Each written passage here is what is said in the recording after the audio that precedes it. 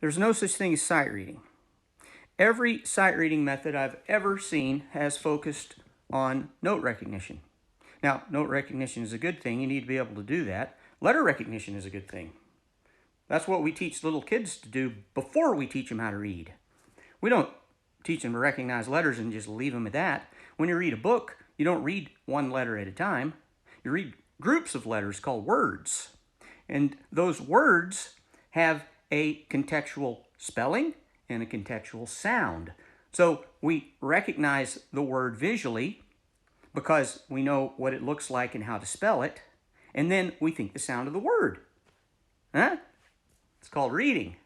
Well, music's like that. When you read music, you're not supposed to read one note at a time. It doesn't matter how fast you can read one note at a time because the notes are not written one note at a time. The notes are written in groups, and those groups are called scales and chords. And those scales and chords can be recognized visually, and they have a contextual spelling and a contextual sound. So if I recognize the scale or the chord, I immediately know what the notes are going to be in advance because it's always spelled the same, just like a word. And I think the sound of the scale or chord in my head. This is how we use spelling and visualization as a sight reading, and ear training exercise. Music is a language. You can't learn how to read if you don't know how to spell.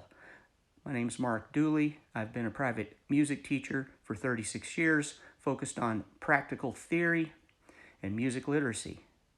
If you want to know more, follow me. If you'd like lessons, contact me. If you can learn to read words, you can learn to read music.